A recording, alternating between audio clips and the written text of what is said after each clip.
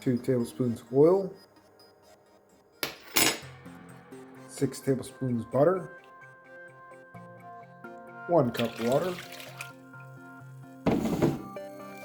1 package Dolly Parton cake mix,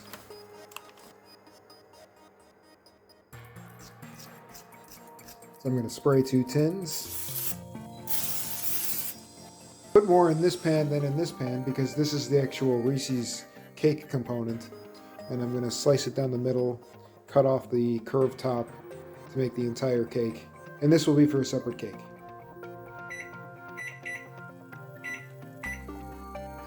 Now we're making the bar, which is the peanut butter part, and I'm going to use less butter so it's more muddy, more doughy, more gooey, and less watery. And I don't need this for this recipe, which is the chocolate top. This is about 8 tablespoons of butter. It's melted. It's kind of a Play-Doh kind of texture. So here we have the bottom layer, which I've cut smaller. And I'm not going to do a diagonal angle because it basically just messes up the cake. So this will be the bottom, and then the top will be just left big.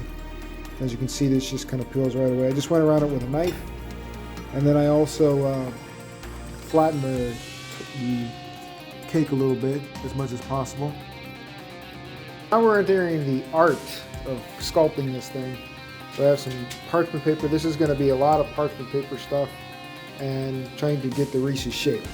This is the top, and I tried to make it as flat as the other one and about as thick as the other one. But of course it's going to be a little bit bigger.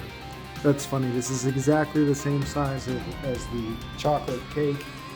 That is the peanut butter. It's about a 1/2 inch of peanut butter filling. And there's the top layer, a little wider all around. So we're going to go at an angle with the frosting. And we have ample height for our little wrapper. So it's going to be hopefully a good fit for this. Pre-frosted, and it's pre-refrigerated. And I'm going to go with one more layer of frosting around the bottom. And then we can apply the wrapper. And so the wrapper is going to have a base layer of chocolate, which is going to act as an insulator so that when we pour the liquid chocolate on top, it's not going to come through the bottom.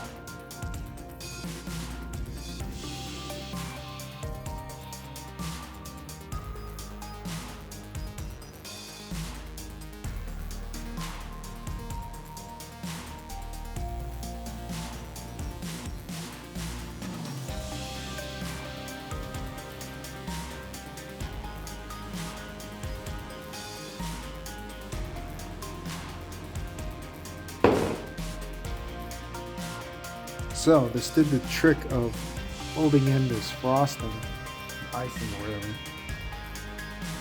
So I have some warm icing on top and the cooler icing on the bottom. Now it's going in the fridge one more time.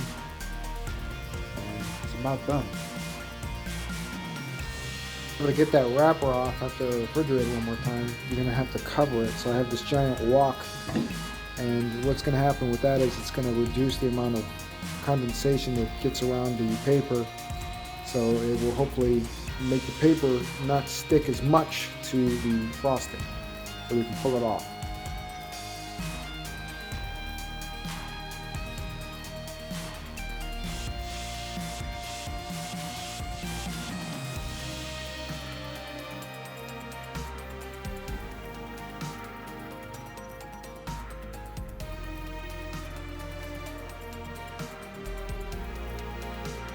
Behold the magnificence of the Reese's Cake.